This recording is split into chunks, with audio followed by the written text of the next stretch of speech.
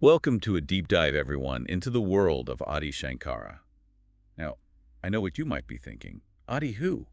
Why should I care about some ancient philosopher? Right. It's funny how these figures from the past can seem so distant, but that's the thing about Shankara. His influence, it's woven into the fabric of how we see reality. Okay, so subtle but significant. You're saying even if someone's never heard of him, his ideas might have still, reached them somehow. Exactly. And to understand how, we need to go back, way back to 8th century India. All right, set the scene for us. What's going on in 8th century India, and where does Shankara fit in? Picture this, right? It's around 788 CE. India is a melting pot of ideas, different schools of thought, philosophical debates happening everywhere. And into this world you have this, well, child prodigy, Shankar. A child prodigy. Yeah, like mastering ancient scriptures when other kids are learning their ABCs. Wow, talk about a fast learner. So he was clearly a brilliant mind. What drew him to philosophy? Was it like a family tradition? There's a story about his mother, right? And she's resisting his desire to become a sannyasi. A sannyasi. Yeah, a wandering monk. A traditional path, sure, but can you imagine being his mother? You have this brilliant son, and he wants to renounce basically everything. I can see how that would be tough. So he felt this, strong pull towards spiritual exploration, even as a young age. Oh, absolutely. He- And his conviction, it was, unshakable. It's like nothing was going to hold him back from pursuing truth. He sounds like a man on a mission. So what happens? He sets off on his own, spends years in quiet contemplation. Huh. Not quite. Instead of retreating, he dives headfirst into, the intellectual heart of India.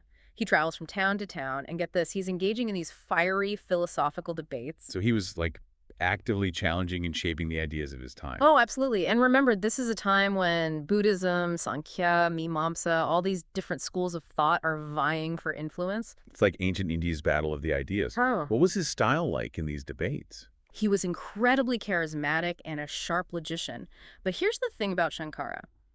He revered the ancient Vedic texts, but he wasn't afraid to, reinterpret, to breathe new life into them. So not just defending tradition, but evolving it. Exactly. And through these debates, he's not just arguing, he's forging his own path. And this is how Advaita Vedanta is born. Advaita Vedanta. Uh-huh. I've heard that term before, but to be honest, it always sounded a little intimidating, like philosophy textbook dense. I get it, but really, at its heart, it's about this beautiful idea. Oneness. Advaita literally means non-dual. Non-dual, so not two. But what does that actually mean? It means that everything, and I mean everything, is fundamentally connected. We perceive separation, but Shankara says that's an illusion. There's just this underlying unity. So deeper than just saying we should all get along, Yeah. this is next level interconnectedness. Exactly, and at the center of it all is this relationship between Atman and Brahman. Okay, more Sanskrit terms. What do those mean? Think of Atman like your individual soul, the essence of who you are. Okay, got it. And Brahman. Brahman is the universal spirit, the ultimate reality, the cosmic ocean of existence, if you will. So how does this non-dual thing play into Atman and Brahman? Because they sound like two separate things to me. Right, and that's where Shankara flips the script. He says they're not separate entities, but two sides of the same coin. It's like, imagine each of us is a wave, right? Okay, I'm visualizing. Each wave, unique, but fundamentally part of this one vast ocean that's Brahman. Beautiful image. But if we're all part of this oneness, why do we feel so separate? Why does it not feel that way? That, my friend, is the illusion of Maya. And it's crucial to understand it's not that the world is fake, but rather our perception of it is a bit off. We're mistaking the map for the territory. Give me an example. How does our perception, mess with us sometimes? Okay, imagine you're walking down a dark road and you see a snake. What happens? I freak out. Exactly. Heart racing, adrenaline. But as you get closer, you realize, oh, it's just a rope. Right, but the fear was real. Exactly. The fear was real, but it was based on a misinterpretation, right? Okay, I see where you're going with this. So Maya, that snake rope confusion, how does that play out in our daily lives? It's subtle, right? But Maya makes us see separation where there's actually unity. We see individual objects, people, instead of this interconnected web of being, of Brahman. We're so zoomed in on the details, we miss the big picture. Perfectly put. And this is key to understanding Shankara. He's not saying the world is meaningless or unreal, but rather it's relatively real. Relatively real. Okay, that one's going to need a little more explanation. What did he mean by that? It's a real brain bender, right? Think of it like this. Our ego, our sense of self, makes us think things are solid, permanent, separate. But when we look closer, it's all in flux, always changing. Always changing, yeah, like that rope appearing as a snake. So our ego kind of tricks us. In a way, yeah, it makes us see a reality of separation when really it's more like this constant flow of existence. And getting a handle on that, that's where things get really interesting. So we're grappling with this illusion, right? This Maya that keeps us seeing separation. And you might be wondering, okay, how do we break free? How do we actually experience this oneness, this Brahman? The million-dollar question. Did Shankara offer like a practical approach to all this? He did. He called it Jnana Yoga. Jnana Yoga. Okay, break that down for me. What is it and how does it help? Well, just Jnana Yoga is often translated as the path of knowledge, self-inquiry. Remember we talked about Atman, your true self? Yeah, that inner essence. Right. Jnana Yoga is about peeling back the layers, all the noise of the ego, desires, misconceptions, and getting to that core of who you really are. So less about external achievements, more about inner understanding? Exactly. It's about recognizing that true self, your Atman. It's not bound by limitations by your body, by your ego. And the beautiful thing, Jnana Yoga, it's not some exclusive club. You don't have to be a monk in the Himalayas to practice it. That's good to hear. So how do we actually practice Jnana Yoga? We talking like meditation, rituals, what? It can involve meditation, but the core, it's about cultivating detachment, not denying your thoughts and emotions, but seeing them for what they are. Detachment. Okay, Aye. easier said than done, right? Our thoughts, they feel so real, so all-consuming sometimes. Absolutely. It's a practice, you know? It's about observing your inner world, but with a sense of, like, curiosity instead of judgment. Imagine sitting by a river, watching the water flow. Okay, I'm picturing it. You see the currents, the eddies, but you don't jump in and try to control it. Jnana Yoga, it's like that, observing without getting swept away. Makes sense. But how do we actually do that? How do we become that observer, especially when, life throws its curveballs? Well, Shankara, in his commentaries on the Bhagavad Gita, he talks about this. He saw self-knowledge as this battle against the ego. The ego. That doesn't sound easy. Right. The ego, it wants to hold on, to control, to see itself as separate. So it's a process, a lifelong journey of learning to loosen that grip. So it's not like we'll reach some point where, boom, no more ego. It's more about recognizing it, seeing its games, and having some self-compassion along the way.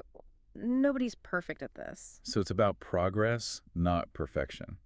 But to be clear, Shankara wasn't saying other yogic paths were wrong or useless, right? Like, what about karma yoga or bhakti yoga? You're right to bring those up. Shankara, he saw Jnana Yoga as a direct path to realizing your true nature, but he recognized different paths work for different people. So it's not a one-size-fits-all kind of thing. Exactly. Think of it like karma yoga with its emphasis on selfless action. It's like clearing the path, purifying the mind. Okay, so it prepares you. Exactly. And bhakti yoga, the path of devotion that can open the heart, create space for that deeper connection, they all contribute. Like different trails leading up the same mountain. Exactly. They all lead to that same place of quieting the mind, of experiencing that interconnected reality, the essence of Advaita Vedanta. This is all making more sense now.